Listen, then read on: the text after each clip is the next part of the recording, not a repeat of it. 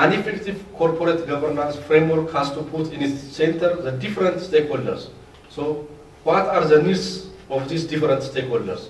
So the corporate governance framework should look into addressing these different interests and expectations of different stakeholders. It's not just the shareholders, it's not just the depositor, it's not just the employee. So it has to address the collective interest of all these stakeholders.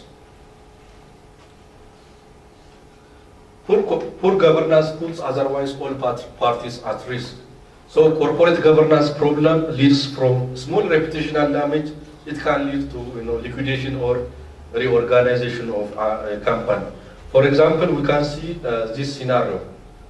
For example, let's say that an organization has come across with some sort of corporate governance problem. For example, let's say that huge fraud or embezzlement has happened in one institution. So this is one of the expression of what poor corporate governance framework.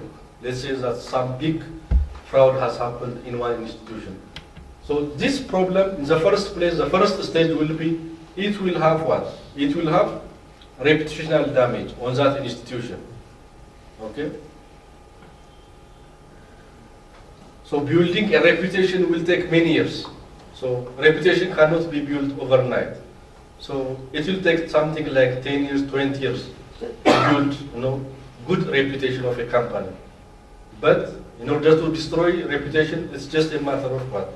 Incident.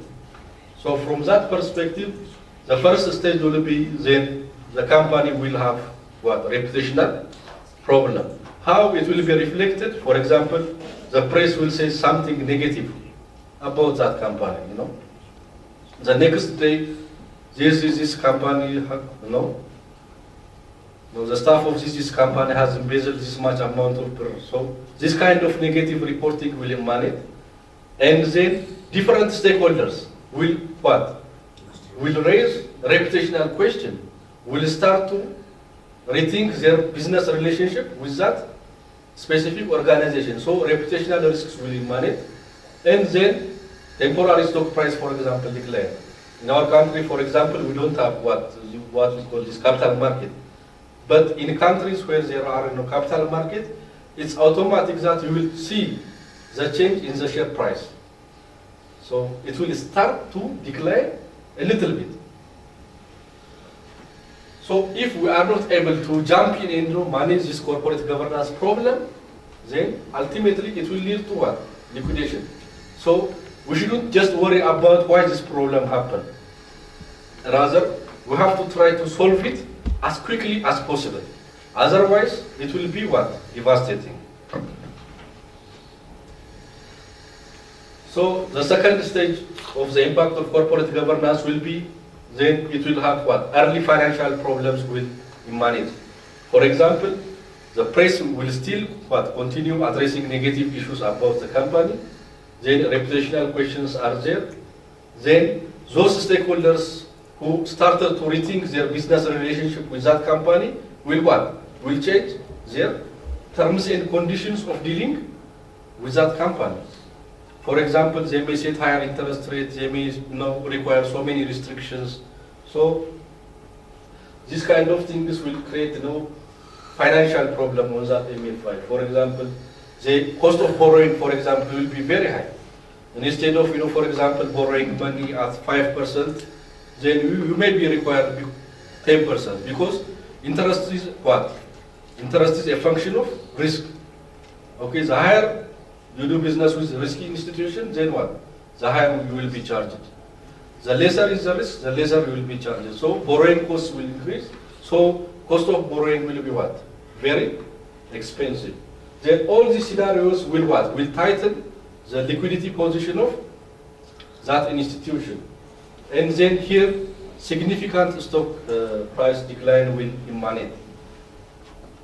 So again, if we are not able to address the corporate governance problem in all these stages, then we will have a growing financial distress. Like there can be credit downgrades, for example. Again, in our context, we don't have the kind of rating agencies whereby they rate, the performance of the institution and publish to the general public for their use, for example, for investment or for any purpose. So credit will downgrade. The grade for credit will downgrade. Then credit facilities will be cancelled out. There will be exorbitant borrowing costs, and there will be a depressed stock price. For example, a company whose stock is used to be sold at, say something, $80, will be sold something like $1 in the stock market. So you can see how the stock price significantly, declines. So finally, then ultimately it will lead to what? It will lead to either restructuring of that specific company or liquidation. So this is how the corporate governance problem will impact a given organization, from the simple reputational question up to what? Liquidation. So it is up to the board to, as quickly as possible, identify any corporate governance problems and then jump in and what? Provide the necessary solution. They shouldn't wait. Otherwise, it will lead to this kind of problem.